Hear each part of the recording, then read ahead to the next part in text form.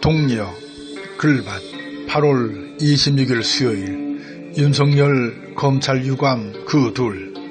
어제 이어 오늘 또 윤석열 검찰 유감이라는 제목으로 글밭을 읽을 참입니다. 윤석열 검찰의 문제는 선택적인 수사와 기소에 있다는 점입니다.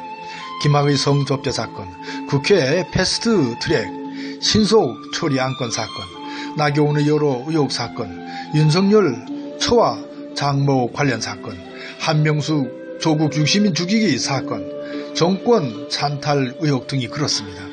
여기에서 이해를 돕기 위하여 형사재판의 과정을 살펴보고자 합니다. 검사는 어떤 수사가 끝나면 의심되는 피의자에 대하여 형사재판을 받게 할지를 결정합니다.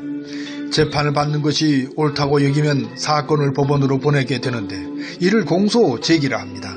즉 기소한다고 하지요. 이와는 반대의 경우는 불기소 처분을 합니다. 그러니까 범죄의 혐의가 인정되지 않는 경우입니다. 또한 범죄의 혐의가 인정되더라도 고소가 없거나 공소시효가 지난 경우입니다. 일정한 기간에 피의자를 기소하지 못하면 기소를 할 수 없는데 이 기간을 공소시효라 합니다. 물론 공소시효는 법정형에 따라 1년에서 25년까지 다양하게 정해져 있죠. 이처럼 공소가 제기되면 이 사건을 심판할 법원이 구성됩니다. 이때 피의자는 피고인이 되어 검사와 더불어 형사재판의 당사자가 됩니다. 재판이 시작되면 검사는 나라를 대신하여 피고인의 범죄를 증명하는 자료와 근거를 제시합니다. 피고인은 그런 검사의 주장을 반박하게 됩니다.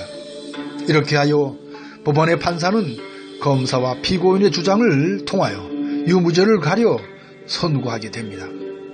다시 처음으로 돌아갑니다. 윤석열 검찰은 그야말로 선택적인 수사와 기소를 엿장수 마음대로 했지요. 아니, 윤석열 검찰만이 문제가 아니라 지금까지 검찰의 행태로 보는 것이 좋을 듯 싶습니다. 그 결과는 막대한 돈을 거두어 들이는 것으로 여겨진다는 점입니다. 그래서 생긴 말이 유전 무죄요, 무전 유죄입니다. 그래서 생긴 말이 유건 무죄요, 무검 유죄입니다. 어떤 놈들은 검찰 권력을, 어떤 년들은 정치 권력을 이용하여 자신의 욕심을 끝없이 채웁니다. 이게 말이 되느냐는 것입니다. 이게 나라냐고 묻게 되는 지경이죠. 그래서 촛불을 들었고 그 촛불 시민이 지금 촛불 혁명을 치르고 있는 중입니다. 그래서 그 연놈들이 마지막 저항을 하고 있는 오늘입니다. 서로가 서로를 부추기면서요. 하지만 저 수구 꼴통들의 저항은 차찬속의 태풍일 뿐입니다. 늘 말씀을 드렸지만 오늘의 백성이 어제의 백성이 아니기 때문입니다.